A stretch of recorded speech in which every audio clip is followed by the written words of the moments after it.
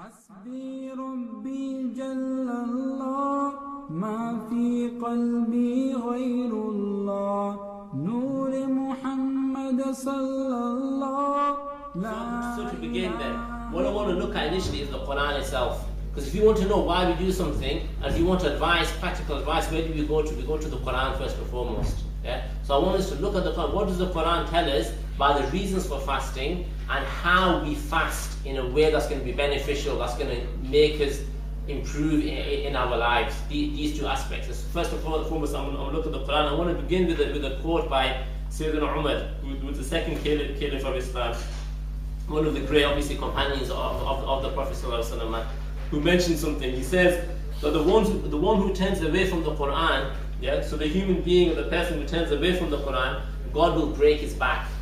Yeah. So I'm beginning with what's quite a powerful statement. Yeah, and the statement is to really make us aware of the importance of connecting to the Quran. Yeah. So this is important, especially for Muslims. As Muslims, we've been given guidance. Yeah, and we've been given very, very detailed, profound guidance through the Quran. So now if you're going to look elsewhere for advice, God is there's going to be a reality to that in this world. Yeah, there's going to be repercussions to that in this world. Yeah, that Allah subhanahu wa ta'ala is not going to give us success in any field. So I mean, like, I feel that I'm involved in quite a lot. For example, it's Islamic finance. That's an example of a field now where we have Islamic finance, people are using Islamic models, but a lot of the time they're just aping the Western model. Yeah, they're just like a Western bank where they've changed a few things. Yeah, that's not found in the Quran. And the Quran has given us detailed guidance on how to live our lives Islamically. It's given us detailed guidance on how to live ourselves, live our lives in terms of our families. How do we raise our children? How's the interaction between the spouses? Yeah, and many of any topic that you can name. Yeah, your own spiritual development, your own social development as a community. All these things are mentioned in the Quran. So we need to look to the Quran for the guidance. Yeah. And this is general advice, but with Ramadan coming, I think it's a lot easier for us just to do this in Ramadan. Yeah. So all these points that I'm going to mention in this talk, you can do this at any point in the year. But people generally won't, they'll struggle for various reasons. But in Ramadan, it's your best chance. If you want to implement permanent, long-lasting, transformative change in your life, this is the best time to do it now, these blessed 29 or 30 days that are coming up. This is all set up for you. The whole community is fasting. Yeah? The whole community is reading the Quran. You go at any other time of the year, if you go in the afternoon to the masjid, will you see people reading the Quran in January? You won't really. People are busy. But you go in Ramadan, go to the masjid, you see hundreds of people reading the Quran. They're just there in the mosque reading the Quran. Yeah, they're in the mosque, they're praying extra prayers. Yeah, they're sending salawat upon the Messenger sallallahu alaihi wasallam. They're doing various different acts. Yeah, so it's important. This is the opportunity for us to do that. So that's the first and foremost point I want to make, is that we turn to the Quran for guidance in times of ease and times of difficulty, but even more so in times of difficulty. Yeah, like the Prophet sallallahu alaihi wasallam, he was asked in a well-known hadith, he's asked by Sayyidina Ali, what's the makhraj, what's the exit, what is the way out when tribulations occur? Yeah, so the Prophet ﷺ is describing really difficult times where there's problems and fitna everywhere. The times we're living in, no doubt. Yeah, if you look at just look at the state of the Muslim world now, it's tragic. It's really, really tragic. That, I mean, alhamdulillah, we've been spared here, but you look at the vast majority of the Muslim world, it's in absolute turmoil. Yeah. Death, killing. I mean, not a single day goes by. And you can see in our lifetimes, has a single day gone by without a Muslims being killed?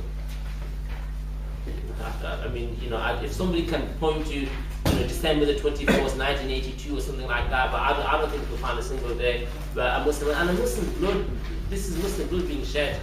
This is human beings being killed, so it's a difficult time. So what's the way out? The Prophet said very, very clear, the Book of Allah.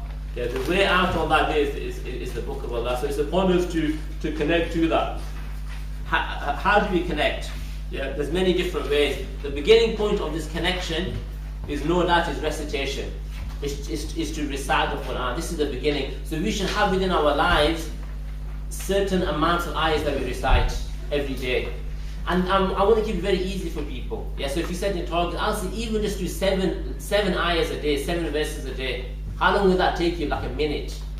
Yeah, but make sure that you do that every single day. If you can do more than that, try and complete 1 page. Yeah. Forget about 1 juz or 1 spara or 3 juz like many of the scholars do. I'm going to say let's just keep it really simple, but keep it consistent. Now don't do one full juz one day, then the next day you don't do anything. I'd rather you just do 7 lines every single day. Yeah, and that's doable for everybody. Nobody can say they're too busy to not spare 1 minute after the last read of the Quran. So that's the beginning, is just to recite it. Yeah. But the second stage is understanding. Yeah. So once you start to recite the Quran, then the second stage you start to understand, what is the Quran telling me? Yeah. And this really is the purpose. Why was the Quran sent? Is for us to be able to understand it. It wasn't sent for us to recite it alone, although that undoubtedly carries huge rewards. People know the famous dream of Imam Ahmad bin Hanbal. People familiar with that dream. Imam Ahmad bin Hanbal was a great Imam. It says that he actually saw God. He actually gazed upon Allah subhanahu wa ta'ala in the dream state on 99 occasions. Yeah, this is the great Imam Ahmad bin Hanbal, a man of purity. He's somebody who used to complete the whole Quran every day of his life. Imam Ahmad. These are just subhanAllah, people that you're reading about their biographies thinking, did these people even exist? They're just so utterly different to the way we are. And he once sees Allah in a dream, and he asks Allah, what is the best way to get close to you? Yeah, what is the best thing that somebody can do to get close to you? And Allah says, recitation of the Quran. This is the best means to get close to me, or Ahmed. Yeah, my dear beloved slave Ahmed. And then he asks him, with understanding or without understanding? And Allah says, with or without. With understanding or without. So there's no doubt, there's best every single letter that we recite, we're going to gain 10 rewards. Yeah. So there's no doubt, but that never ever means that we forego understanding. We have to understand the book. We have to read it in a language we have access to, whether that's English or Urdu or whatever language it is. The best language for you have to understand in that language. Yeah. It's amazing. I mean, I had the opportunity, I had the pleasure, mashallah, of helping a new Muslim recently. This brother from Blackburn, Brother Ian, we took the Shahada. He's in his 50s and he's taken the Shahada. And he said something really amazing. He said, before I took the Shahada, I read the whole of the Quran in English. Because I read all the Quran in English before I took the Shahada. And I was thinking, how many born Muslims have read the whole Quran in English? Every Muslims over the 130, 40, 50, or however old you are, we haven't read the whole Quran in English. He's read it all in English. And he goes, I only had one problem, which was with the striking verse, but we won't go into that. That's what you got Shaykh Rida to explain big questions like that. But then he got his answers, mashallah. He understood the context of that verse, etc., etc. But it's interesting that that's what he did, because that is the beginning point. You have to start to understand. One of our teachers from Liverpool, Sheikh Harun Hanif, is mashallah a really well-known scholar amongst the northwest anyway, and inshallah across the country too. He said that if you want to ascend in this religion, then reflect upon the Quran. Yeah? Reflect upon the Quran. The first thing to do, he said before that, first thing to do is get your obligatory knowledge in order. Because once you've learned the basics of your religion, then the best thing you can do is reflect upon the Quran. Yeah? So number one, learn obligatory knowledge. So learn how to pray properly, learn how to make wudu properly, learn how to pay your zakah, learn how to fast in Ramadan, learn how to do your hajj. Once you've learned the basics, it don't take long. Because of my Shaykh Rida within the community, he can teach you that very, very quickly. The Prophet ﷺ, people used to come to him in the afternoon. In one afternoon, he would teach them aqidah, and he would teach them fiqh, how to pray, and he would teach them basic beliefs in one afternoon. So that's very. And then once you've done that, then go into the Quran and reflect upon it. If you're reading and you can't understand it, then find a means of understanding it. Whatever that is. Ideally, learn the Arabic language. There's no shortcuts, because English isn't going to give you the true meaning anyway, we know that. But until you learn the Arabic language, use the English. Yeah? But the key point is you have to have that engagement with the Quran. You have to reflect upon it. And through that, you'll achieve purification of the heart. There's many people, there was a beautiful brother that we know, a really amazing brother, mashallah, in Islam. We've been studying a lot. We actually started to have doubts about Islam. This again is an issue within our community that people don't know how to talk about. The issue of apostasy. The fact that people actually Muslims now actually leaving the religion, especially young people. This is happening in massive numbers. So this young person started to have doubts, and he went to his father, and his father, mashallah, was a person of wisdom. He said to him, go to the Quran and reflect upon its meanings. Yeah. So just give 5 minutes a day, 10 minutes a day to do that. Because as soon as I did that, all my doubts went away. And my heart became strengthened again, and Iman re-entered my heart. The light of Iman re-entered and penetrated my heart.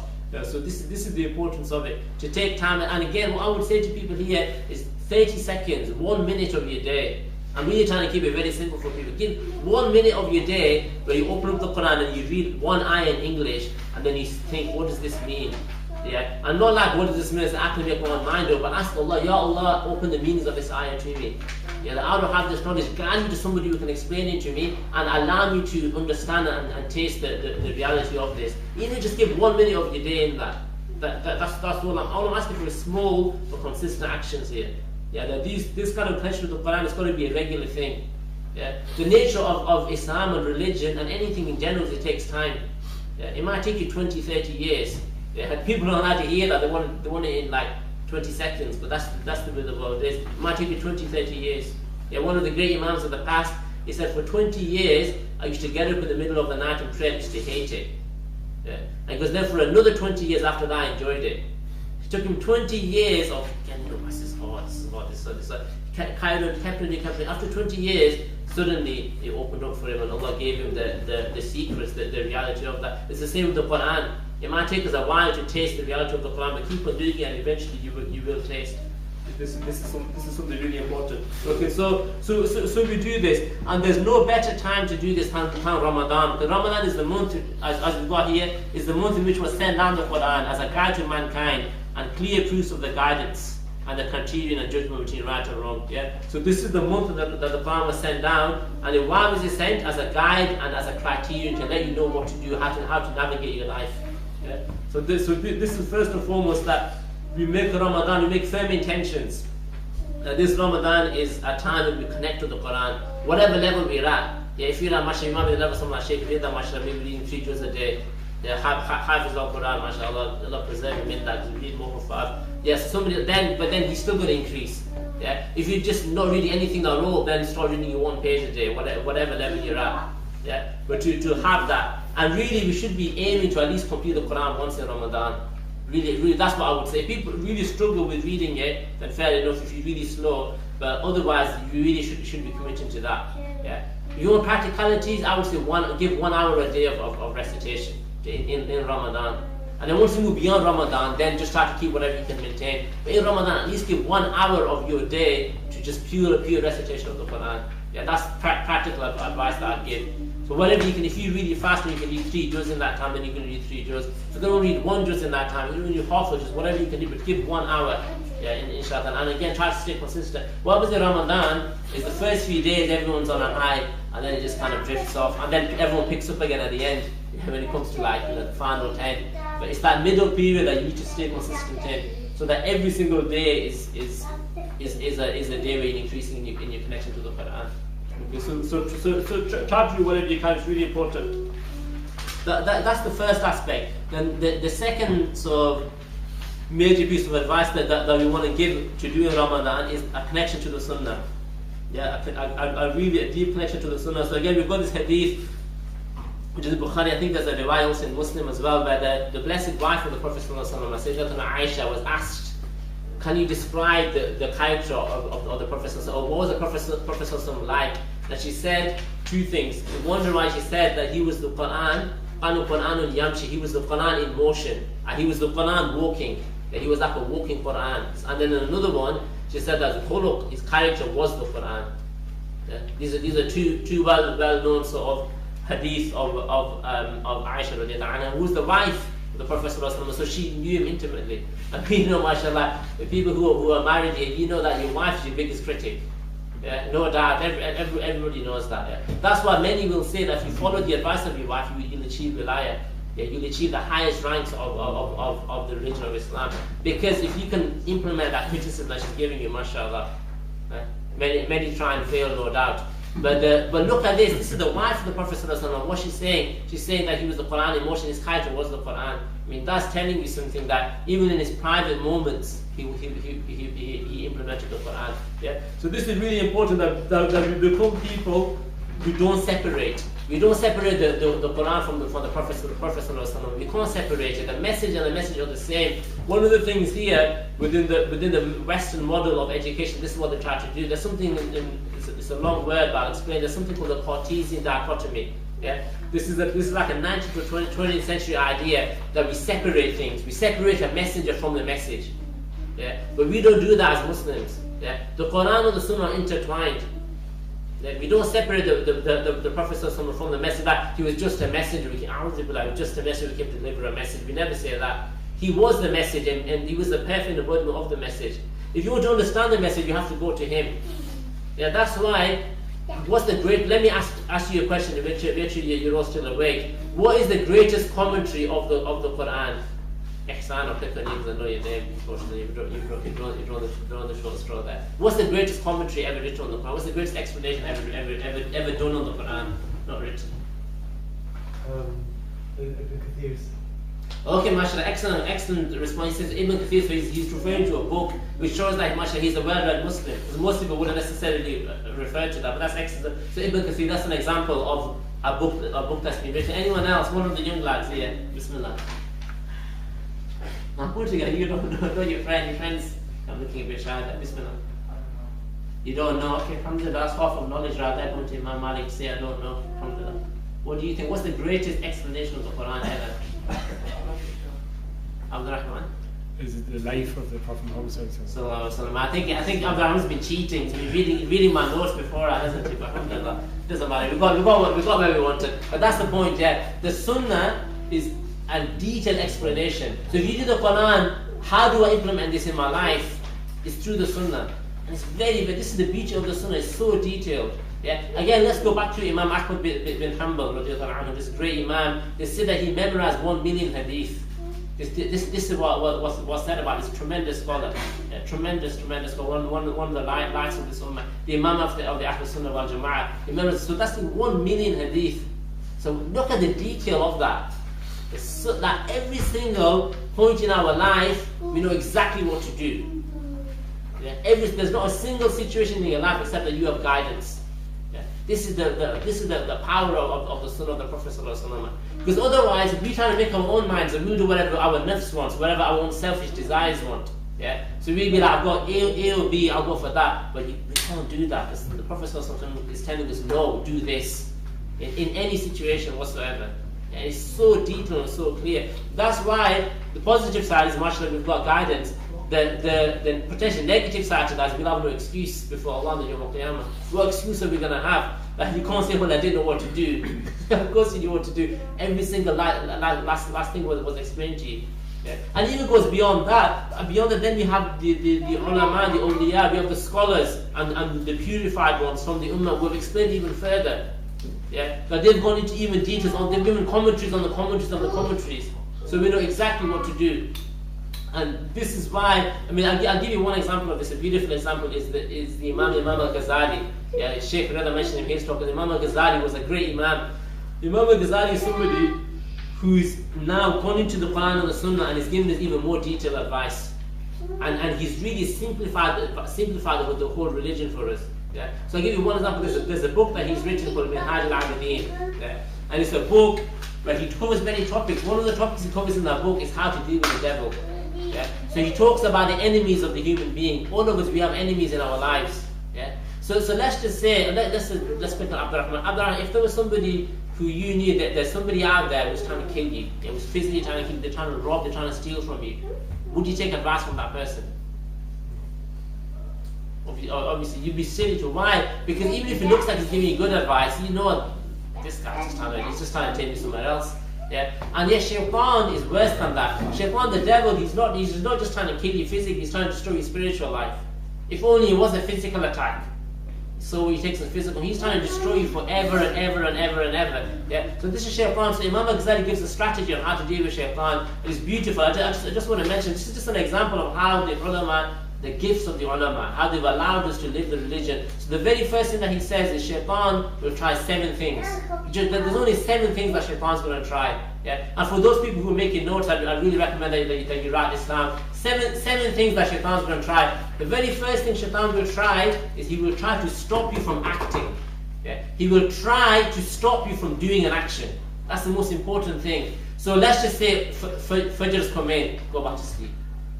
Forget it, just go, you can make it up afterwards, go back to sleep. Yeah. So the first thing he's going to try to stop you from acting. Simple as that. So all he's going to do is he's going to make sure that you don't go ahead and do the action. That's it. If it's not that he's won, he's already got you. Step 1, he's already got you. And many of us fail at that. We don't even get to step 1. Yeah. Step 2, let's just say he can't stop you from acting. What we'll do, he'll get you to procrastinate, he'll get you to delay. Yeah, so you can say, okay, so Dhuhr time's come in, but you've got to like 6:45. So just wait till like quarter past the hospital, then make wudu and then just go and do it then. Yeah, delay until, oh no, I've missed it because I delayed so long. Yeah, Or what happened is, let's just say after your Fajr prayer, you read your Quran every day. Yeah. Then you just, don't read it. You've got all day to read it. Yeah. This is your fixed time, but don't read it now. Read it afterwards. Yeah. Or you do your hifz of Quran. It's a beautiful time to read the Quran. Well, don't do it at that time. Do it afterwards. That's the shaitan. Yeah. If you can't make it delay, this is important. I will read. This is very important for everybody to understand this third point.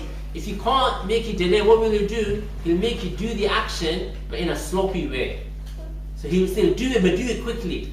Do it in a bad way. Don't perfect it. Don't make it good. And that's where shaitan will get the vast majority of us practicing Muslims. Alhamdulillah, inshallah, we are practicing Muslims, which means that we are doing something. We're in action. We're in motion. How is he going to stop you? By just doing a sloppy way. So do your prayer, but do it, and then at the same time you're thinking about, I don't know, Wayne Rooney and how he scored a hat-trick on the weekend. I'm a bit behind my football, so whoever I don't know, Messi or these characters out there that people seem to take as heroes. But anyway, whoever it is, he'll make you think about that, or he'll make you think about that glorious Brian Laura cover drive. I'm really showing my age now. Yeah, he'll make you think about whatever. Or he'll make you think about, oh no, I've got to turn the gas off. Oh, what's going to happen? Oh no, actually, I've got to do that. I've got to pay.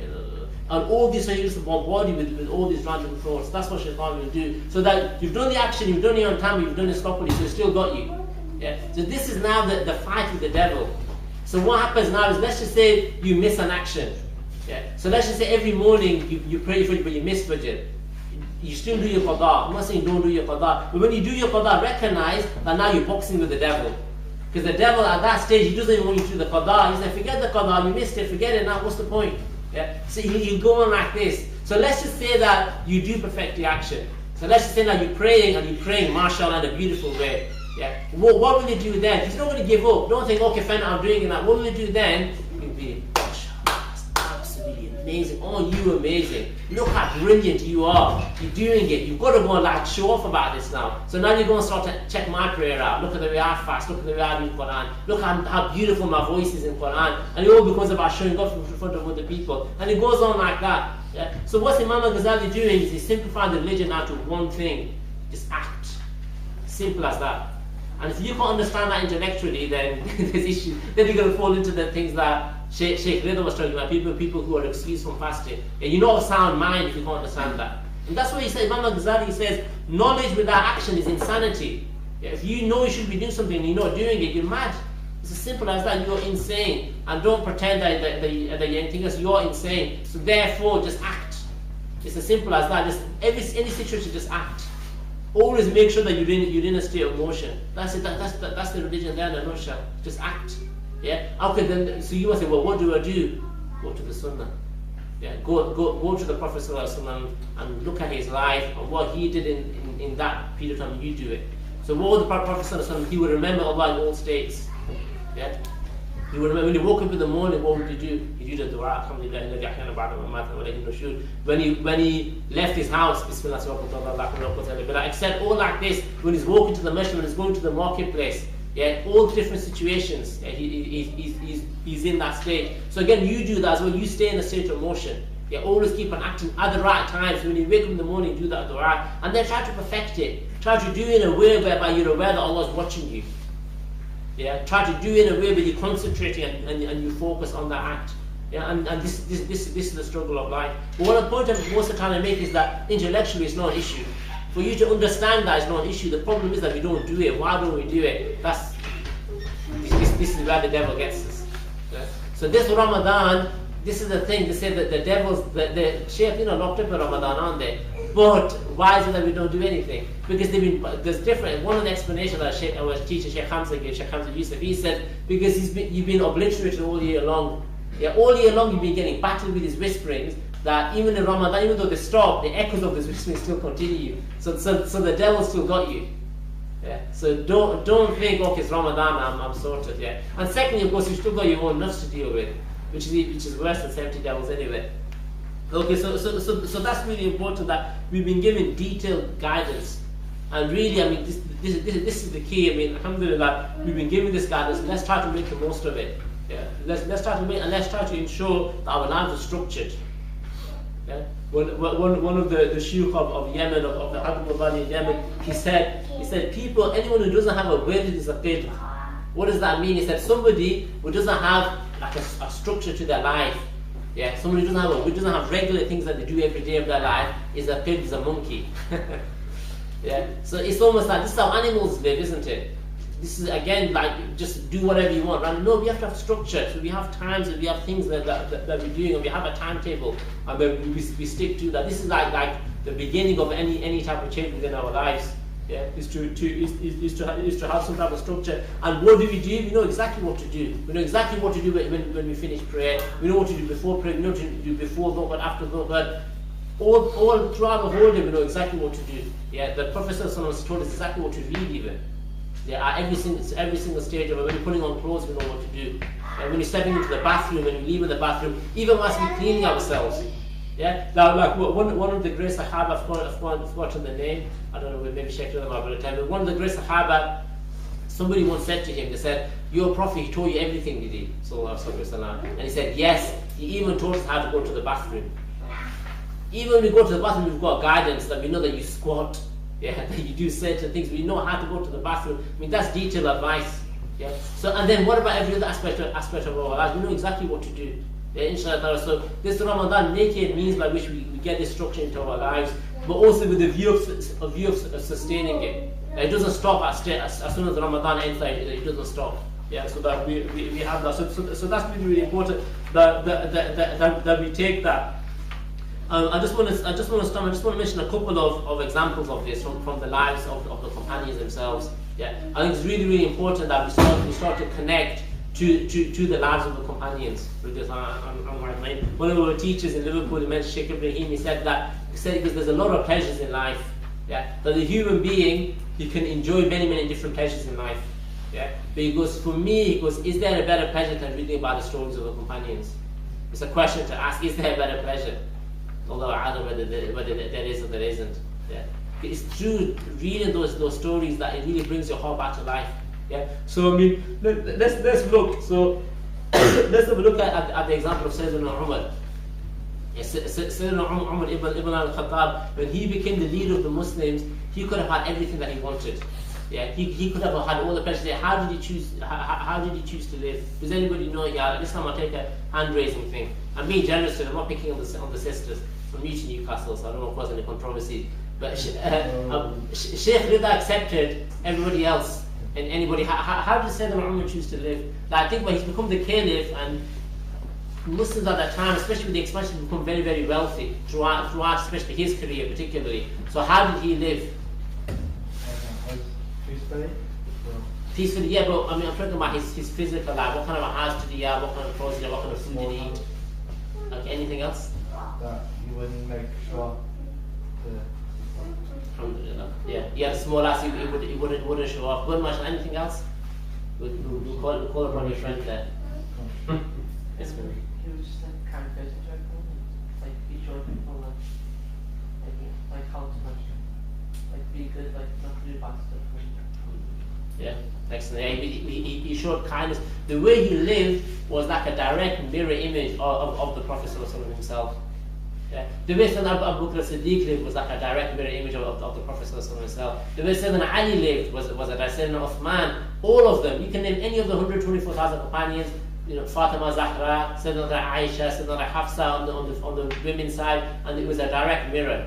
Yeah. So if you look at the way he physically, that's how he lived. Yeah. That he used to have two garments, as in he used to have two clothing. They used to wear one in the summer, and then somebody complained. So Sayyidina Umar said that, I want to know what people out there say about me. So he asked one of the companions, and they said, well, one of the criticisms they have of you is that you've got 2 pairs of clothes. And he goes, that's fine, I'm only going to have 1 pair of clothing now. This is the way he lived, a very simple, and he didn't need to live like that. Yeah, but he lived why? Because he wanted to make sure that he lived a life in complete alignment to the Sunnah. Yeah, that it was.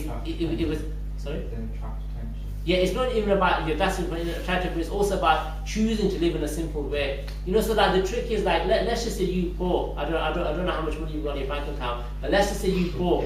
Okay, then you've got no choice. You've got to do whatever you've got to do to survive, haven't you? Yeah. But imagine you've got £1 million in your bank account. And then you still choose to give that £1 million away and to live a simple life. That's Sayyidina Umar. Seriously, the stations, that's people who now will follow the Sunnah. Yeah. It's not just a matter of I've got no choice. No, but they choose that way. Yeah, they choose it. Why? Because the Prophet lived that way. This was the secrets of the Sahaba. So there's a beautiful example. Let's look at the Ahlul Bayt. Let's look at Sayyidatuna Fatima Zahra Batul as an example, the great daughter of the Prophet. This was directly to fasting. But once there's a well-known story in her life where her beloved sons Hassan and Hussein become really ill. Yeah, so she had the two grandsons of the Prophet Sayyidina Hassan, Sayyidina Hussein. Yeah, they became really, really ill to the point where it looks like they're actually about to pass away. They're actually about to die. So what does Fatima Zahra? She swears an oath. She makes a promise to Allah that, oh Allah, if my sons regain health, I will fast for you. Yeah, that I will recompense this blessing that you've given me of my sons restored health through fasting. Yeah, I will fast for you. Yeah. So what happens? Lo and behold, as time goes on, mashallah, her sons become better. Yeah. So now they're healthy again. So what does Fatima Zahra do? She then fulfills this promise, I'm going to fast. Yeah. But not only that, the whole family decides to fast. Yeah. It's not just Fatima Zahra, the whole family decides to fast. Sayyidina Ali decides to fast, who's obviously the husband, the blessed husband of Fatima Zahra, and Hassan and Hussein as well. So they go and fast. Sayyidina Ali goes out and he goes and buys some barley bread. Yeah, so he goes and he goes to buy some sort of barley bread and some flour. Yeah, and they make that into bread and they prepare that for their fast. This is what you call iftar. Yeah, not the samosas and pakoras iftar that Sheikh doesn't mention. They're having barley bread. It's quite rough bread. Yeah, they're having that to open their fast. Yeah, so now they've got this barley bread. They've got everything ready, and they've been fasting all day. They're just about to open the fast. It's coming up to iftar, to Maghrib time. And what happens is they have a knock on the door. Yeah, there's a knock on the door. Who's at the door? It's a miskeen. A miskeen is a poor person who's literally got nothing. Yeah. So this miskeen knocks and he says, I've come here because you're the Ahlul Bayt, you're the family of the Prophet. I've been told about your generosity, and I've been told that you don't turn people away who are struggling. So give me some food. Yeah. There you go. Knock on the door. Yeah. So what does Sayyidina Ali do? He takes the bread and he goes and he gives it to this poor person. Yeah. But he doesn't just take his own bread. He takes the bread of his wife. He takes the bread of his children. Yeah, he takes all of this bread and he goes and gives it to the poor person. And what do? They have a sip of water to open their fast, and that's it. I'll ask them to withdraw of anything else. Yeah. The second is the fasting again. So this is day 2 now. They're very, very poor, bear in mind. So they don't have time. They don't have enough to be able to have their suhoor. Yeah. So now you're onto your second day. Same thing again. It comes into Maghrib time. Fatima Zahra, she's prepared these 4 pieces of bread. One for herself, one for her husband, one for Hassan, one for Hussein. The same thing happens again. Just as when they're about to open the fast, there's a knock on the door. Who is it this time? It's an orphan. Yeah. So an orphan comes and I have no father. I have no provision within my life, and I'm coming to you because you're the Al Muhammad sallallahu, you're the family of the Prophet sallallahu. You don't turn people away who are in distress, and you certainly don't turn orphans away. Yeah. So Sayyidina Ali hears this. What does he do? The same thing again. He takes the bread and he gives it, and again all of it. Yeah, for his family as well. Yeah. So now it's getting to the 3rd day. So we're on day 3 now, and now the family is difficult. 3 days now without food. Yeah, and Hassan and Hussein, they started to get unwell again. Remember that Hassan and Hussein, the reason she's fasting, is because of that. They started to become ill again. Yeah, and then the Prophet finds out about this. Yeah, that this is happening. So this goes on. This is the 3rd day. Again, it's coming to Maghrib time on the 3rd day. MashaAllah, you think finally they're about to open their fast and have some food. Again, a knock on the door. Who is it this time? This time it's a prisoner of war. It's somebody who last week was trying to kill the Muslims. Yeah? Somebody who was fighting to try to end Islam. Literally, these people, they don't just want to kill them. They want to wipe out everybody. Women, children, your whole family, they want to kill all of them. Yeah? So these people would have been trying to kill Hassan and Hussein last week. Yeah? He knocks on us and says, listen, I'm hungry, can I give you some food? Sayyidina Ali gives all the food to him as well. This is the generosity, even though despite the hunger. Yeah? And on the back of this, there's a beautiful ayah that's revealed in the Quran that I want to read to you from Surah Al-Insan. 2 ayahs that's revealed, that talks. It says, those people are يُطْعِمُونَ الطَّعَامَ عَلَى حُبِّهِ مِسْكِينًا وَيَتِيمًا وَعَسِيرًا. Yeah? Those who feed the miskeen, the poor person, and then they feed the orphan as well, and then they feed the asir, the captive, the prisoner. Yeah? Out of love of Allah subhanahu wa ta'ala. Yeah? And then what do they say? They say, إِنَّمَا نَطْعِمُكُمْ لِوَجْهِ اللَّهِ. Yeah? that this food be feeding you for the sake of Allah alone. Yeah? La nuridu minkum jazaan wala shukura. We don't want a reward from you, we don't want thanks from you. We're not interested in what we're getting from you, we're interested in what we're getting from Allah. This is the way that the companions were. Yeah, they were people of sacrifice. And the amazing thing is, you look at any of the companions, they were all like this.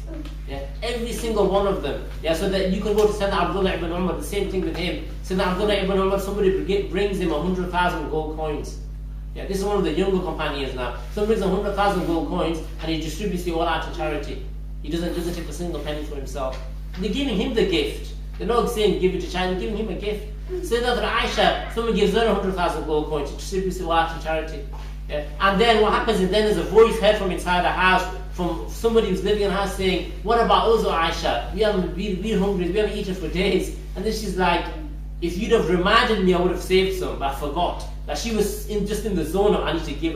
She even forgot about her own. This is the way the companions were. And a very, very, very unique individuals. It's important for us to read their lives, to really understand them. In Ramadan, do it in Ramadan. Because in Ramadan, you're at a higher level of spirituality. Your heart is more sensitive to these stories. And inshallah, you can start to bring some type of emulation of that. So that's the sunnah. You want to understand the sunnah, it's all there in the hadith. If it's not there in the hadith, then look at the lives of the companions, because they were mirrors. Yeah. So it's very, very clear for us. It's just upon us to follow those examples. All our interactions. How are we with our neighbours? Yeah. What kind of interaction? Like for example, now, mashallah, one of the things that my wife organised this Ramadan is that my daughter's going to go out and give gifts to the neighbours. Yeah. But it's really a standard. This is what every single Muslim should be doing. Normally, Ramadan comes, automatically there should be something ready where you're giving out gifts, you're giving out food to the neighbours, because it's a special time for us. And we have to be seizing these moments. But then many of us, we're not doing that. Like Sheikh was saying, there's 26,500 Muslims. There's 26,000 Muslims in Newcastle. Come on, how is Newcastle not a Muslim in the city? Like a majority, how come the rest of Newcastle hasn't become Muslim?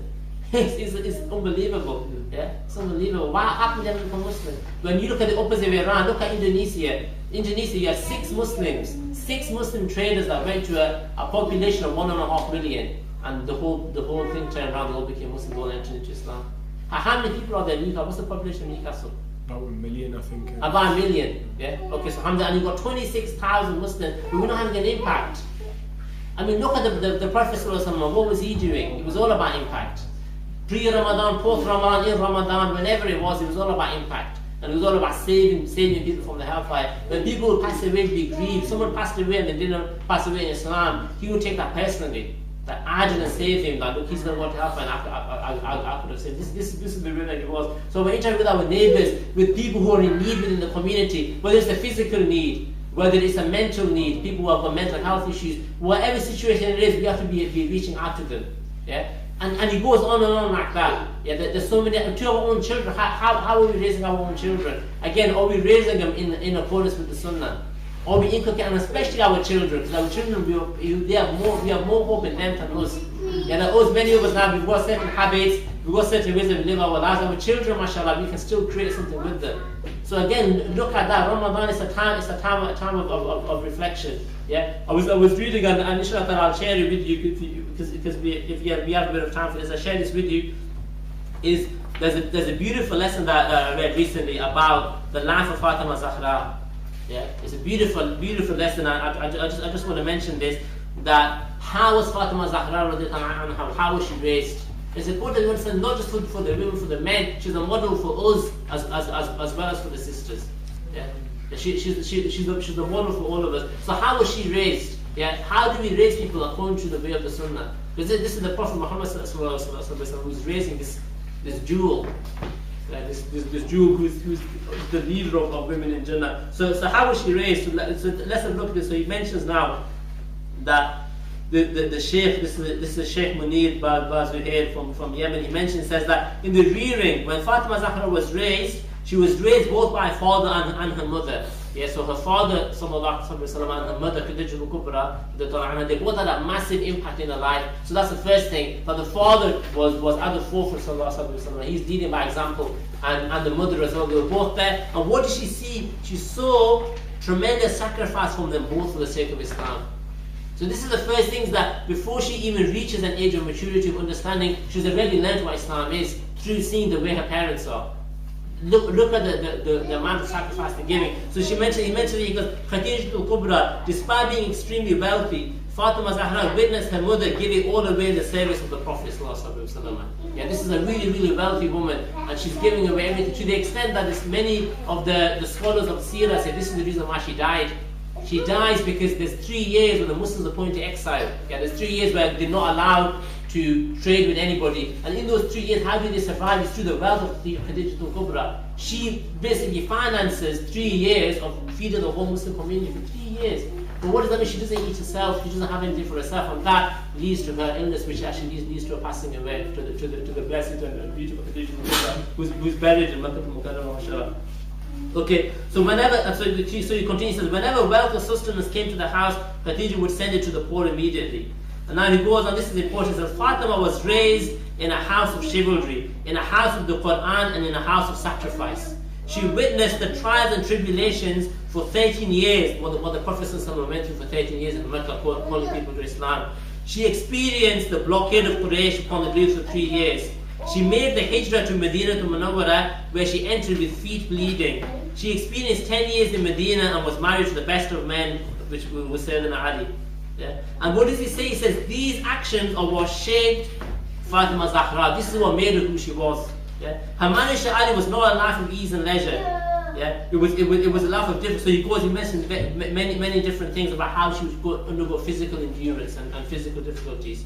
Yeah. This is all now teaching you about how you raise children. Yeah. This is all within the directly taken from the Sunnah of the Prophet ﷺ. And he goes on. And the point that he makes is that this is what needs to be revived. If you want to become people of the Sunnah in terms of our children, we need to study these things. And we need to just like we need to study how is it that we interact with our neighbours. How is it that we interact with our enemies? It's all there for us, but we're not studying at this now. This is Ramadan. There's got to be an opportunity for us to now do that. We just start studying. How was the Prophet ﷺ with people like that? Yeah. How was the Prophet ﷺ with people who swore at him? How was the Prophet ﷺ with people who did sort of negative acts towards it? This really is the purpose of Ramadan. Yeah. The purpose of Ramadan is not to go without food and drink. The purpose of Ramadan is to become internally transformed, yeah, so that your character becomes like the character of the Prophet ﷺ. Yeah. And how do we achieve that? It's very, very clear. Just follow him. Yeah, what does it say in the Quran? Yeah, if you claim to love Allah, then follow me. Prophet ﷺ is telling us that if you claim to love Allah, follow me, follow my way, and then yuhbibkum Allah, then Allah will love you. Yeah, very, very clear. So really, this is important. I mean, we could spend from now up until the Yom Al-Qiyamah talking about this topic, about the character of the Prophet ﷺ, and we wouldn't even maybe cover 1/1,000,000th of it. This is how vast this topic is. The character of the Prophet ﷺ is something huge.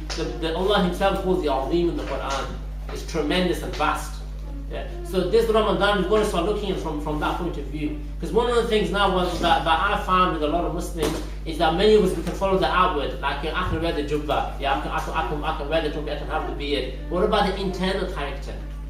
Yeah, that even following 1,000,000th of that internal character of the Prophet ﷺ, and just try to do that. And make that your mission in Ramadan. Take one of his traits. Like, take the generosity of the Prophet ﷺ and try to copy that. Give out your time, your money in charity. Take the patience that he had with other people. Yeah. Take the way that he dealt with the poor. Take the way that he was in his house with his family, with his wife. Take the way that he was with his children, and try to implement that fully. That is better for you than to just spend Ramadan doing little bits, little bits. That have a structure and try to just take one thing and implement that within your life. So it's a serious endeavor, inshallah, for us. This Ramadan is that we're going to look at the character of the Prophet, so we're going to take it, inshallah, and then we're going to run with that. Yeah, and we're going to try to bring all of these different aspects within us. Yeah, this is really, really important, and especially I would say for many, for the sake of our children, even if we don't have children ourselves, that we should be doing this for our children, with our children. Yeah, that we should be explaining these things. Now the Shaykh mentions here, how do we bring Fatima Zahra into our household? By mentioning her a lot. Yeah? How do we bring the Prophet ﷺ into our household? By mentioning him a lot, talking about him, going through his life, his character, the way he was. Yeah, read these stories, get this regularly into your life. Yeah, into your family life.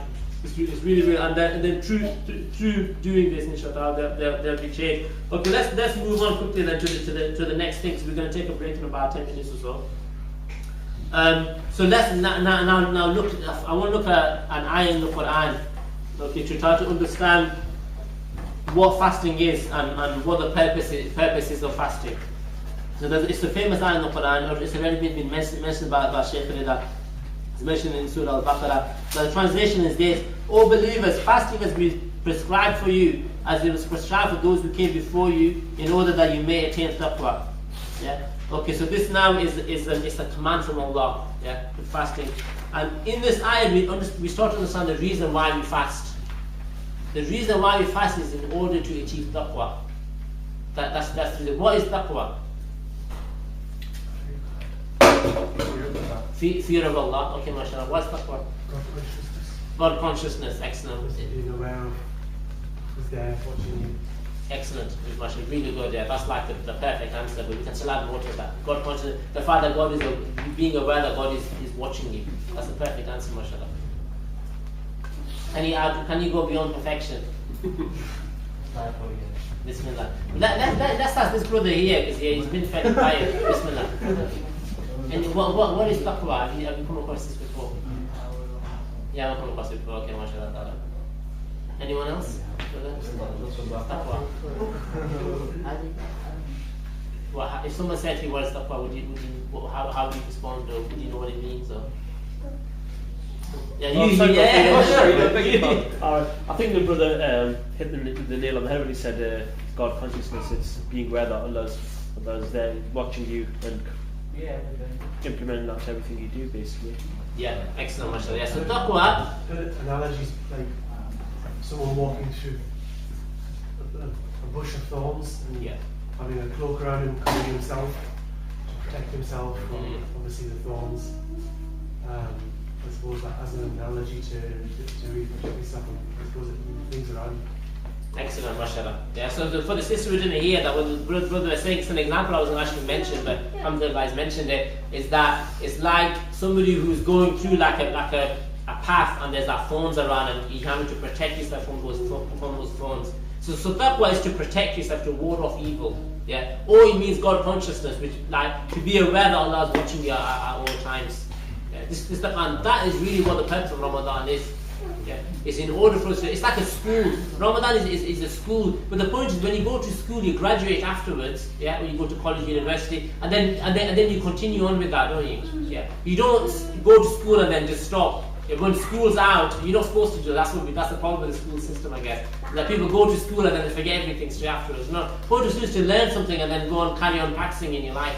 And that's what Ramadan is. You learn in Ramadan, and then the rest of the year you bring those teaching into your life. Yeah, that's what, so it is a school. Yeah, and it teaches taqwa. How do we achieve taqwa? We're going to go on to look at that. The way we achieve taqwa is through protecting our limbs. Yeah, we're going to look at that, protecting our tongue, our eyes, our ears, etc. from committing haram. Okay, so we're going to look at that. I want to now take a break. Okay,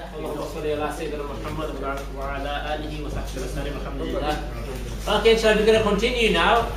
We've reached 3:40. Alhamdulillah.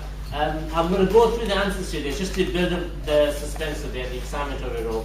I'm just going to go through these answers in a short while. We're just going to continue on with the topic at hand. Okay, inshallah, so we were looking at taqwa and we defined it, or mashallah, the brothers here defined taqwa as consciousness of God. Yeah? To get into a state of mind where you're doing things aware that Allah is watching you. Yeah? Or we find this fear of God, yeah? Etc. And we mentioned, and so we can go into that. But what I want to look at that's more important is not what is taqwa, but how do we achieve taqwa. Yeah? So if you go back to the starting of the talk, I mentioned that I want to have a lot of practical advice. Yeah? So the purpose of the talk is twofold. Firstly is to explain, first to understand why we fast. And secondly, is for us to understand how to improve in our fast. Yeah, how to make Ramadan better for us. Yeah? Okay, so I want to look at practical. So if you want to understand how to gain taqwa, we need to look at the next part in the handout, which is looking at the 3 levels of fasting. Yeah, okay? The 3 levels of fasting, and particularly point B. So first and foremost, we've got point A there, which is the general fast. The general fast is to restrain yourself from food, drink, and from physical relations. This is the fast that every Muslim is going to be engaged in. Yeah? That's the first fast. The second fast is the fast that would allow you to gain taqwa. So what we're saying here is that there's different levels to your fasting. Yeah? It goes back to the point about trying to make something perfect. Yeah? So if you're going to engage in any action for the sake of Allah, you want to make it the best for you. You don't want to do just enough to get by. Yeah? There's the rules of Ramadan that we follow, but that's really the basic minimum level. We should be striving, especially in Ramadan, we should be striving to go above and beyond that. Yeah? So we're going to look at the second level. And the second level, which is known as the specific fast, will inshallah teach us how to gain taqwa. Yeah? So what is the specific fast? It is to restrain the 7 limbs from any type of sin. What are the 7 limbs? The 7 limbs are the eyes, the ears, the tongue, the stomach, the hands, the feet, and the private parts. These 7 limbs need to restrain them. We need to stop them from committing sin. Yeah? And we need to instead use them for something good. Okay. So we've got a few hadith here to explain what I mean. The first hadith that we have here is, whoever does not abandon false speech and acting upon it, Allah is not in need of him leaving off his food and drink. So this is the first point here, is that we need to first and foremost control this limb here, which is known as the tongue. The tongue is the most important of all the limbs. Okay? So if you want to understand how to fast better, how to become a person of taqwa, how to become a person of God consciousness, then you need to understand how to control this, the lisan, the tongue of the human being. Yeah. It's a very, very dangerous organ. That's what the Prophet ﷺ mentioned, that there's going to be people who are being dragged on their faces into hellfire because of what the hardness of their tongues, because of what their tongues said. Yeah. So it's a very, very dangerous organ. So therefore, Ramadan is a good time for us to learn how to control our tongue. Yes, it's a really, really good time for us to learn how to control our tongue, and therefore fulfill the whole purpose of Ramadan. The purpose of Ramadan is taqwa, and you cannot achieve taqwa without controlling your tongue. It's impossible to achieve it without controlling your tongue. Your tongue is where most of your sins are going to be committed, especially the major sins. Because backbiting is a major sin. Yeah? Lying is a major sin. Now, alhamdulillah, he'll be practicing Muslim, we're not going to be committing, no one here is going to be going out drinking alcohol, for example, or at least I hope not. Yeah? These kind of things that are generally major sins, people aren't going to do. Yeah? Whereas when it comes to backbiting, you do it casually without realizing it. So that's why in Ramadan we have to be really aware. Yeah? Because think of this, in Ramadan, what are we doing? What are we giving up in Ramadan? We're giving up our food and our drink. Yeah? Let me ask you, in the rest of the year, are we allowed to eat and drink? Are we allowed to eat and drink in the rest of the year? Yeah? We're allowed to eat and drink. Are we allowed to backbite in the rest of the year? No, we're not exactly. Yeah? So think about it. No, it's good, much the participation. We need a few more people to wake up as well, and we'll be getting some. Yeah? So in Ramadan, we're not eating and drinking. So how can we backbite? It doesn't make any logical sense, does it? We're not even eating and drinking, which is okay to do. It's actually a halal thing to do. So how can we backbite? This kind of things have got to be completely stopped straight away. Yeah? And we need to learn through Ramadan. We need to learn how to control this, so that the rest of the year we also don't commit these types of sins. Okay. So understanding how to control the tongue is essential for us to improve it in our Ramadan experience. Yeah? To have a better Ramadan than last year or the year before, etc. Okay. So with regards to this topic of the tongue, I just want to mention 4 points. Yeah? So again, for people, I really recommend that people write this down. Really recommend. It's really important, and this is why, mashallah, we're here to learn. So inshallah, these kind of points are really important. I write this down in red ink or underline or whatever. There's 4 sins of the tongue. Yeah, there's 4 aspects of the tongue, 4 things that people do with the tongue that we have to avoid and completely remove from our lives. Yeah, there's 4 of them. And what the scholar says is, if you can take care of these 4, then alhamdulillah, you'll be okay. Yeah, you'll be able to take care of all the others as well. Yeah. Imam al-Ghazali, he mentions 20 in his book. He's got a book about the dangers of the tongue. He mentions 20. But what the scholar says, if you take care of these 4, the other 16 will take care of themselves. Yeah. The first and foremost is lying. Yeah, is that we have to protect our tongue from lying. So this is so important now in Ramadan. If you're fasting and then you're lying, what kind of a reward are you going to get from your fast? Is your fast going to be accepted with Allah? How can it be? Because if lying is this huge sin, and then you're fasting alongside. So that's the first one. The second one is backbiting. Now backbiting needs a bit more explanation. Lying is very straightforward. Everyone knows what lying is. Everyone knows telling the truth. It's very, very simple really, with a few little details that we don't need to go into. Backbiting is a bit more tricky. Backbiting now is to speak about somebody in such a way, speak about somebody in such a way like that person heard it, he wouldn't like it. That's backbiting. Yeah. If Jim talking back to that, just as bad. Say that, sorry. Like talking back to Alex, just as bad. Is it just about the backbiting? Is that quite a big sin? Yeah, it depends. I mean, if it's to your parents, then it's a big problem there. Because you have major sins, so that you could have a major sin in your tongue. If you've been disrespectful to your parents, it's like you're committing a major sin with all 7 names at the same time. So it's a really big thing. And obviously no doubt to elders as well. This is again is when we look at the guidance of the Prophet ﷺ, kindness to young people and respect of elders. But it's important that point actually, because this works both ways. We should respect our elders, but also it's important for the elder generation to have love and compassion towards the young as well. Yeah. So, but what I'm saying is that doesn't mean that young people should get arrogant and think, well, there you go, they're not being nice to me, so I'll do what I want. No, it doesn't work like that. But at the same time, elderly people should also be aware of that too. It's an important thing, especially with your children, with younger people. If you're going to treat them like that, and then you're wondering why they don't respect you back, and why they don't have love and compassion for you, obviously they're not going to, because you're not treating them in the correct way. So it's a two-way thing. But actually, a very good question. Actually, yeah, I mean, if people do have questions, we'll take some at the end. If you've got questions during it, by all means, put your hand up. It's not a problem at all. We can take questions during, and then obviously for people towards the end, we'll have a session where we can have people who want to write down questions and whatnot. If somebody's shy, they want to ask something, they want to make it public in front of everybody, you can write that down. Okay, so backbiting. And another thing about backbiting is important is you can backbite even by looking at somebody. It's not just your tongue. So for example, let's just say me and Yusuf are talking, and then Abdurrahman's looking, Anwar's looking, and says, look, check this guy out, he's looking like this, like making fun of him. That's backbiting. Yeah? You've got to be very, very careful about these things. And when you're doing that now, you're committing a major sin.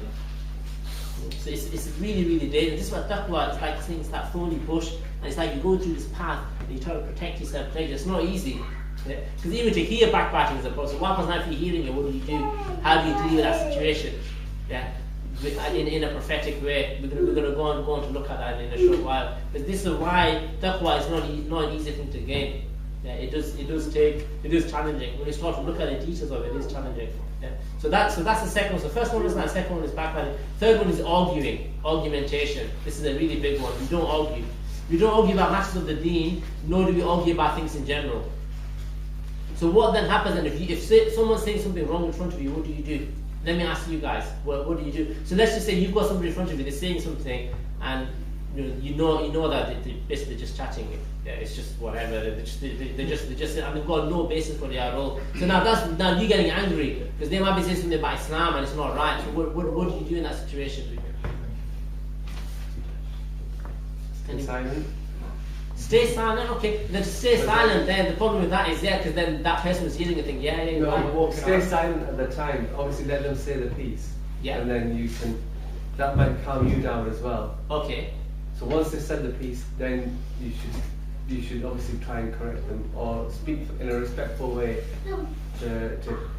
to tell them what's right. Okay, alhamdulillah. So that we could do a bit of role play. That's probably going too far. But let's just say me and you are doing this then, yeah. And then, so you've just respectfully corrected me. I'm like, okay. What then? I start shouting and screaming at you. Whoa, you and what you know. Well, sometimes the best thing is to just leave it a while and then see them later. Okay, yeah, alhamdulillah. The next day, for example. Yeah. Or at the next namaz or whatever. Yeah, that's pretty much the right answer. That's what we do. We see somebody saying something wrong, we correct it. If they're going to come back and say, listen, I don't want to argue, I don't want to continue saying this. But you say your piece, because it's important. Somebody's giving erroneous, incorrect information about Islam or about anything. It's not even just about religious matters. You have to correct them. But then if they then want to start on you with a follow-up, then it's like, listen, I'm not interested. So we go that far, but we never step into the next thing where we respond to the second comment.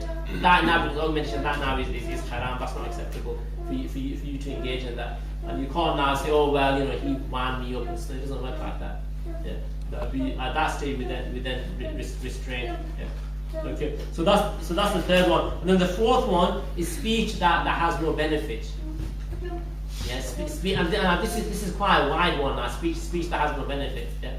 So this is now when you're talking just for the sake of talking. Yeah.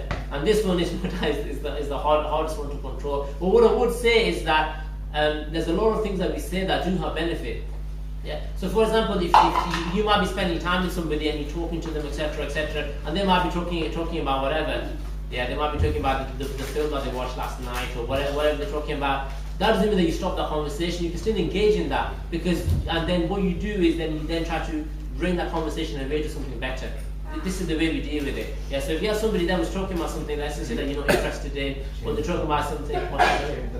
Yeah, change it, but in a subtle way, not in a rude way. So for example, with me, I'll be honest with you, I hate football, and it bores me to death. It really does. But then if my dear brother here is talking about Messi and the hat-trick on the weekend, I'm not just going to be like, do one, what's wrong with you? Or I'll just start yawning in front of his face. No, I don't. So what I'll do is, did he? Oh, this is a bicycle kick, right? And then it's like changing on something like that. So that person leaves feeling honoured. They don't feel like this is important. This is the way the Prophet used to deal with people. They didn't used to humiliate them. Yeah. But at the same time, he also used to then navigate it in a way where he's not also wasting his time as well.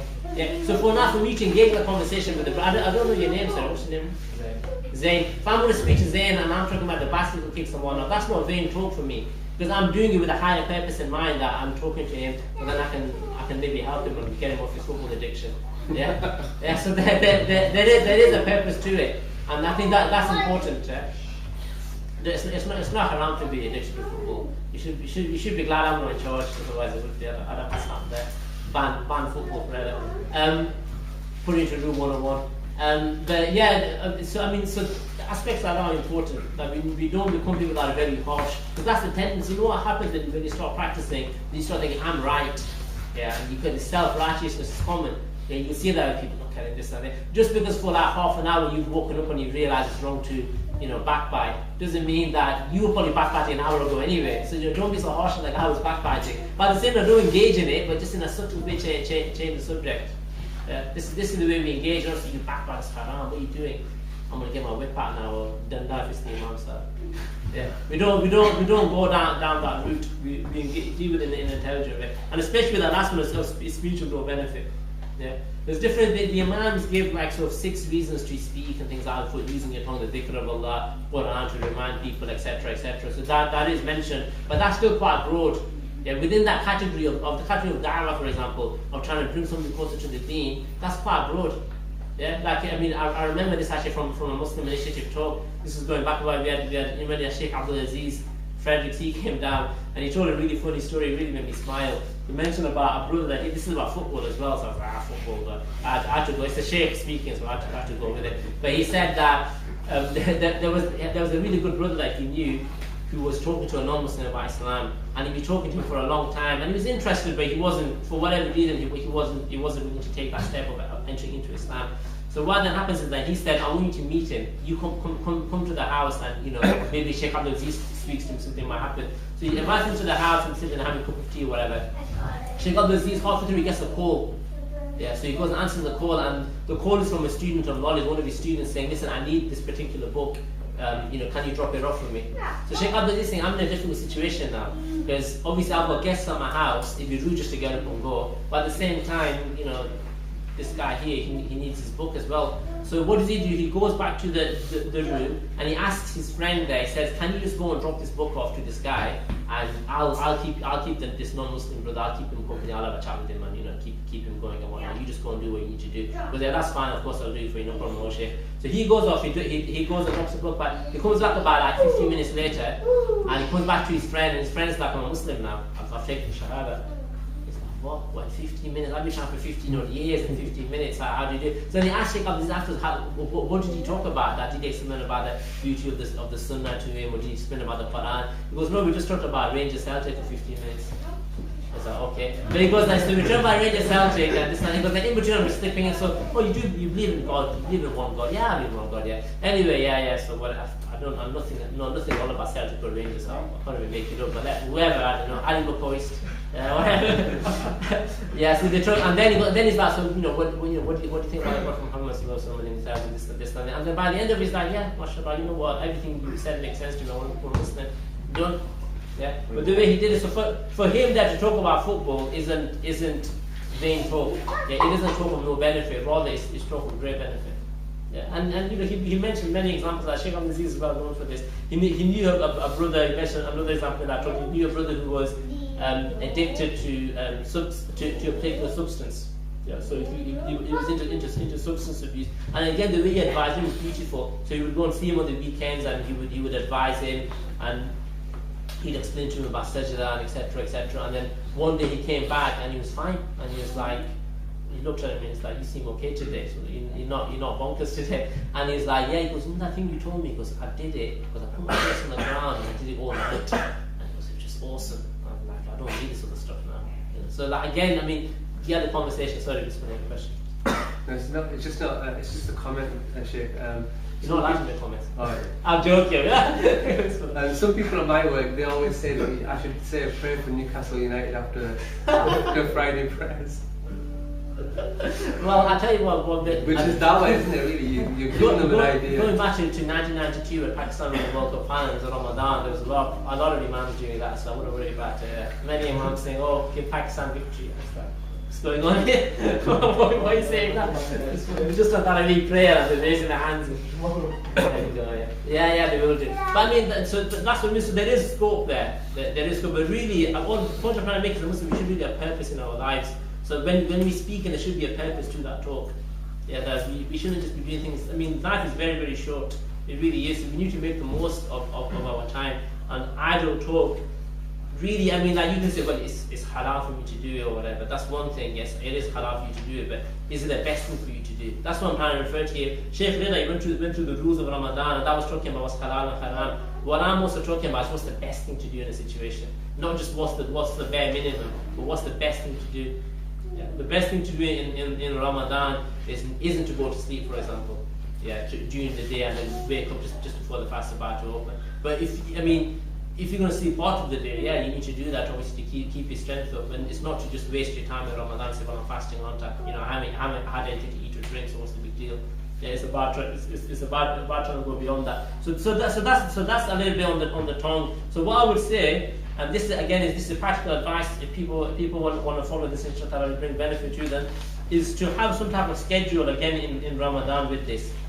And what I would say is to this is the advice, difficult advice to follow. This is the advice that we give by one of our teachers, is to have like a penalty system in place. So every time you lie, every time you backbite, every time you argue, every time you speak for no benefit, you have to impose you have to do something. Yeah. So like one brother, every time he would do it, he would have to do the quarter of a juz. Yeah. So he goes, one day I had to read like about 4 juzzes. And a day where it just all out like 15, 16 aberrations in one 25-hour period. Yeah. And so you give sadaqah. So every time I do something, I'm going to give £5 in charity. Like people have like the box around there. I'm not going to mention the kids, but people have the box around there. Every time they utter whatever they utter, they put like whatever a pound in the box. It's that type of concept. Because the nature of the nafs needs to see consequences. If you're just going to let it go, it's never going to be disciplined. It's like a wild horse, the nafs. It's just wild, it's crazy. Until you say to it, listen, you show it with a firmness, it's going to do whatever it wants. The tongue will just keep on losing control until it knows that, actually, if I do that, I'm going to suffer here. So try again, I would really recommend that. And if you can do that through Ramadan, then continue after Ramadan as well. Make that in, and then you see an impact. It's a huge thing. Like one of the great teachers, one of the great ulama who's alive today, but in my estimation anyway, Sheikh Nu Habib Khalid from Jordan, really great scholar. He mentioned he was doing a lesson on this topic, on the evils of the tongue, and he said that there's very few people on the face of the planet that master the tongue. Full stop. Scholars, non-scholars, because look at the whole 1.4 billion Muslims, but there's just very few that have actually mastered the tongue.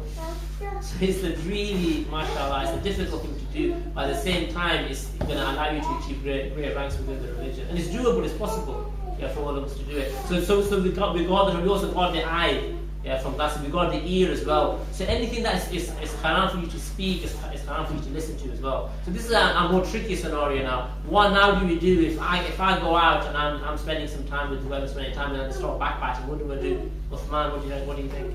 Tell them to stop. You ask them to stop. You ask them to stop. Okay, so you ask them to stop. Yeah, okay, mashallah, that's fine. Okay, and what if they do stop but then they start doing it again 5 minutes later? Remind them.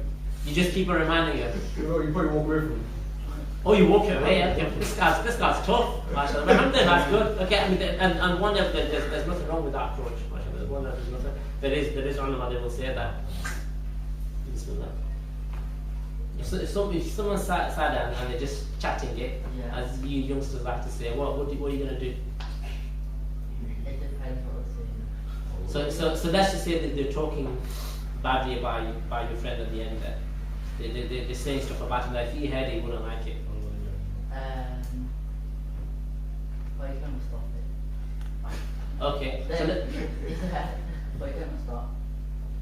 okay. And what if they do stop but then they carry on later on because they start talking about someone else?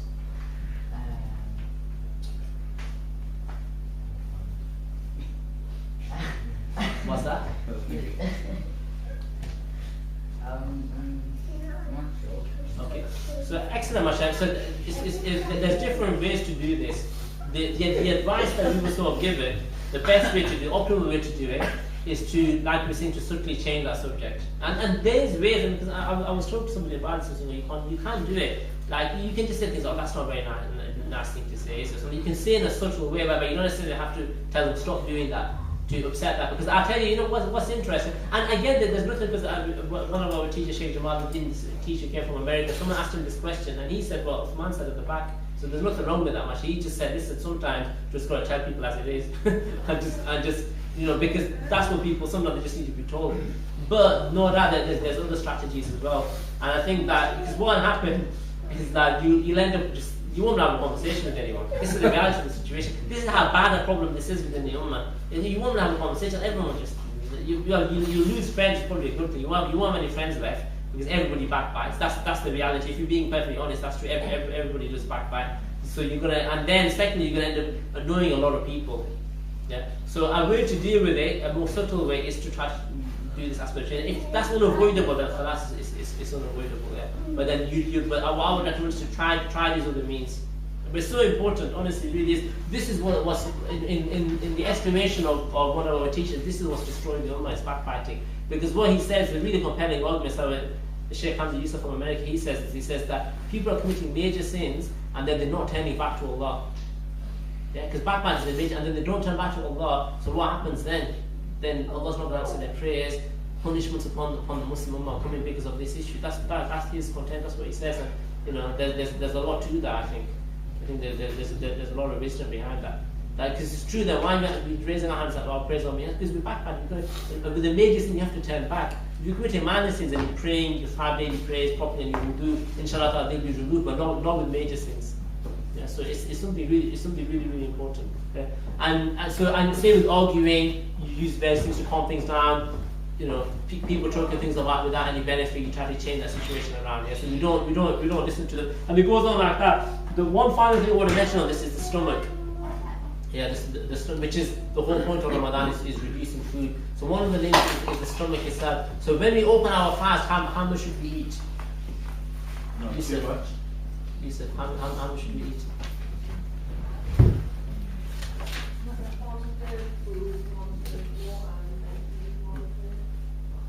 Okay, mashallah. So what sister's saying is 1/3 food, 1/3 water, and 1/3 for air. 1/3 for air. Sorry, that's actually the maximum. But yeah, much is good, but that's actually the maximum. The sunnah is just to have enough just to keep yourself going. Like a few, it's in the here. It's in one of the. They say it is enough for the son of Adam to eat a few mouthfuls, to keep his back straight. Yeah. But then if you must, then you go to a third. So a third, not for iftar. For iftar, the recommendation is that you don't actually eat a lot. For cool, eat as much as you want, because you need that energy to get you through the rest of the day, but not for iftar. For iftar, it's actually recommended for you to have just a small amount, because when you have a lot, then you're going to end up falling asleep in Taraweeh. That's what happens. I've seen people are just like, I stood up falling asleep because I had so much to eat at iftar time. Yeah, so that's important because again in Ramadan we're trying to discipline the aspect of ourselves, and we're trying to discipline our soul through not eating food. Yeah. I mean, to one extent, what one of my teachers, Sheikh Harun, he said that if you fast all day and you have a big iftar, you've blown all your reward, you've blown it. You know, all those 18, 19 hours that you fasted and you struggled, you get zero reward for that because you just went and stuffed your face at iftar time. I mean, that's quite harsh, but that's what he's saying, and he's a scholar. But also when people about to break their fast at iftar time, they cook a lot of food, then they think that they're going to eat a lot of food, but at the same time they end up wasting a lot of food, which is, it's problematic. I mean, what you can do with that is just have your suhoor time, don't you? It's not going to go off in 2 hours, is it? Or 3 hours, especially with these very short nights that we have. So, but yeah, you're right. That's a big problem. Food wastage is a really big problem. Yeah, just generally. Again, when we have gatherings when the food's being wasted, the blessings that's being taken away from that gathering, because you're doing something Islamic, but then you're wasting food, which is as Islamic as it gets. So it's kind of like what you're doing. There's a contradiction there, isn't there? Yeah, okay. So with regards to our iftar, generally that's the idea, is to eat little for iftar and to eat a lot for suhoor. What kind of food should we eat? Let me ask the sisters on the sister side. Anybody want to say what kind of food should we eat? Yep. Dates, fresh fruits. Okay, so any others? Milk. Okay, excellent. Okay, so milk, fresh fruits, dates. Yeah. What shouldn't we eat on the brother side? fast food. Fast food, yeah, good one. Yeah, so no fast food, chicken and all. Not like things with a lot of fat and sugar in them, so like crisps and that wouldn't be good. So like things that give you a lot of protein, so like things such as cereal. We should eat cereal. Yeah. Yeah. Okay. Yeah. But not sugars and fat foods. Yeah. Anyone else? Curries. Eating curries. You should eat curries. Shouldn't. You shouldn't eat curries. Why not? I think it just creates a lining in the stomach that's hard to get rid of because you're not active at that point of night. With curries, it's an interesting one in the sense that a lot of it comes down to how you make it as well. So if you're going to make curries with a lot of vegetable oil and spice and stuff, then you're really going to struggle with that. Yeah. But you can make curries that are a lot healthier. Because you can have dal that's extremely healthy. You can make curries in a healthy way. But generally, it's true. If you're having that kind of meal at that time, when you're going to struggle with blending it off. You should eat like yogurt as well. Yogurt, yeah. Shouldn't eat doubtful food. You shouldn't eat doubtful food. You shouldn't eat doubtful food. Yeah. So you shouldn't eat food that's doubtful from a Sharia perspective. Yeah. In terms of is it halal or haram, and also the purity of the food, is it tayyib or not? No bacon. Yeah. What's that, sorry? No bacon. Yeah. No. Yeah. So I mean, all these aspects are important. And I think that especially if we aim towards the higher end of the fast, then that has become important. Ensuring that we're eating small amounts. With one of the Imams, Imam al-Haddad, one of the great scholars of this ummah, what he says is don't even eat tasty food. Because the whole point of Ramadan, or the whole point of fasting is to destroy your desire, to reduce your desire. How many tasty foods are only going to increase it? So you say when you open your fast, don't eat anything tasty. So if you want to go to that, mashallah. Yeah. And one thing that I recommend, we did it as a family, this was maybe 2-3 years ago, is a raw food diet. So where you don't have any, because if you look at the Prophet ﷺ, 40 days without cooked food, yeah, that's what his wife said, Aisha said that 40 days would go without a fire being lit in the house. So all he would have is dates and water. That was the staple of that. The Prophet ﷺ, this is one thing to bear in mind, that we eat very, very little. Like the companions in general, they would eat once every 3 days. That's what they would eat once every 3 days. Sayyidina Abu Bakr as-Siddiq would eat once every 6 days. This is who they were. And then if that's then what then about the Prophet ﷺ, it was less than that. Why? Because he would prefer the people. So when food would come into the house of the Prophet ﷺ, he would go and distribute out to the poor. Because there were people, he had in Medina, the Munawwara, he had between 70 to 300 people that used to live in the mosque, Ahl Sufa, that had nothing, they were destitute people. So as soon as he gets food, he's giving it, then giving it to them, so what's left for him? Nothing. Yeah, and that was the way they generally live. Yeah. So essentially when you're doing it, then the aspect is to reduce it down, inshallah, as much as you can, so that you're then able to have a proper suhoor. Because from a health point of view, you need a proper suhoor.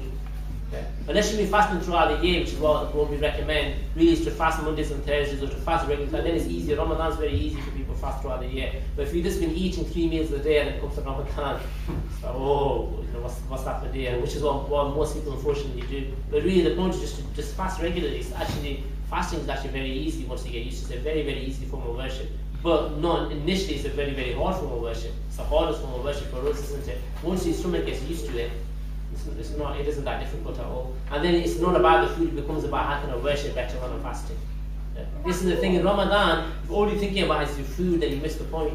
That's why it's better to fast before Ramadan. Yeah, maybe we should have stopped a couple of months ago. Because then we come into Ramadan, the food's out of the way, then you can focus on your Quran. So the other question. I was going to say that, you know, like there's a lot of advertising in restaurants where they encourage you to have your iftar as a family in a restaurant, and there's a lot of meat and all these dishes. There's a kind of a culture now to go eat out as well. Yeah. Sometimes it's like every night. There is. I mean, I think that this is part of the problem. I mean, just for the sisters who didn't hear that, well, the brother made an excellent point saying that there's a culture now to eat a lot at third time, there's restaurants that advertise, etc. This, unfortunately, I mean, and not to point at any particular restaurant, but as a general rule, this is really problematic. It's completely going against the purpose of fasting. And a lot of these people are losing their reward for fasting because they're overeating. You know, you aren't allowed to overeat. You're allowed to overeat at suhoor time. It's actually recommended to overeat at suhoor time because you need the energy to get through the day. But iftar time is not. And many of the shuyukh, they say it's haram to overeat at iftar time. Sheikh Harun, that says many of the Syrian scholars, if you look at Fatawa Hindiya, many of the Indian scholars, they say the same thing. It's haram to overeat at iftar. It's very, very clear. So therefore, you're losing that. And you've gone 18, 19 hours without eating, and then you've just gone to this low level. So it's important to bear that in mind. A lot of wastage. A lot of wastage. Yeah. And you see this a lot. You see in I'tikaf, you see it in general throughout the year with different Muslim events. I see all the time Muslim events at the masjid or whatever, and so much food being wasted. It's unbelievable. It's an issue. Okay, I want to move on now because we spent a bit about it. So I want to go on just to look at a few hadith on the benefits of hunger, because we're not going to have time to cover everything. So I just want to basically finish on this. So if you turn over to the other page, there's a few hadith now on the benefits of hunger. These are taken from Imam al-Ghazali's book Al-Arba'in. So Imam al-Ghazali, we mentioned him earlier, this great scholar. He wrote a book on Al-Arba'in, which is like a summary of Islam. Yeah, so it's quite a short book, and he summarized like all the different aspects of Islam into this book, and he mentions these different hadith on the benefits of hunger. This is important enough for us to understand, because this is what a non-Muslim will ask you. This is also what many Muslims will ask as well: is why are we going hungry for? Like, what are we doing to ourselves? This whole thing about why are we torturing ourselves by not having food. Yeah. So to understand that, so there's a few hadith here that mention this. There is no action more beloved to God than hunger and thirst. And the next one, the master of all actions is hunger. Now, to bear in mind, we're going to take this hadith within context, because if you're looking at hadith, we know, for example, what's the best act to do is to pray at this point in time. That's well known, isn't it? Prayer at this point in time is the best act. So I'm not necessarily saying that hunger and thirst is the best action. These hadiths have got to be taken within context. But at the same time, we've got to understand the blessings that are associated with it. Okay. Okay, there's a couple of extra hadith there which I'll move on to the next section very quickly, because I think some of this stuff needs to be mentioned. There's here, Imam al-Ghazali mentions 1, 2, 3, 4, he mentions 6 benefits of hunger. So again, this is very characteristic for Imam al-Ghazali. He's somebody who's very rational, very scientific, very intellectual in his approach. So what he would do was he would like make lists and give you reasons for doing things in a very structured way. So he's giving you 6 reasons for why you should go hungry. This isn't just fasting, this is just hunger throughout. This is important as well, is that throughout our lives, we should have a period within every 24 hours where we actually feel hunger. Yeah, that's actually spiritually very healthy. It's physically very healthy as well. Yeah. The Prophet ﷺ said fast and be healthy. Yeah, and now people will tell you here all these detoxes and etc. All of it is just about experiencing hunger and cleansing your stomach through hunger. Yeah. So the first one he says is that it cleanses the heart spiritually and increases one in sharpness. Then he mentions this hadith: whoever makes his stomach hungry, his intelligence increases. Yeah. So he's saying that it's actually, and intelligence there doesn't necessarily mean intelligence to be able to process information. It means real intellect, which is understanding the purpose of life. Yeah. Because you can be, I don't care if somebody's got 20 PhDs, if they don't understand that the akhirah is better than the dunya, they're stupid. Simple, isn't it? If they don't understand that the akhirah is better than the dunya, they're stupid. I don't care how much PhDs they've got, how much research they've done. They don't understand basic stuff. That what lasts forever is better than what's temporary. That's common sense. You don't need a PhD to know that. Yeah? My 5-year-old daughter understands that. I've explained it to her, she understands it. She goes, yeah, that's going to last forever. This is just for a short period of time, so that's better. Simple. Yeah? So that's the first thing. And fasting and hunger will allow you to understand those things in a better way. They'll bring things into perspective for you. Secondly, the sweetness of Iman is experienced through hunger. This is Imam al-Ghazali speaking now, so this is the man who tasted Iman in his life, mashallah. He's considered one of the great revivers of the religion of Islam, and there's a consensus upon it being a great revival of this religion as well. Many people have him as the most important scholar in Islamic history in terms of his impact. So he's so much, but if he's saying that, it means something. So the sweetness of Iman is experienced through hunger. Hunger increases you in humility and removes pride from the heart. This is one of the most important aspects of hunger, is that it breaks you. Yeah, it makes you more humble.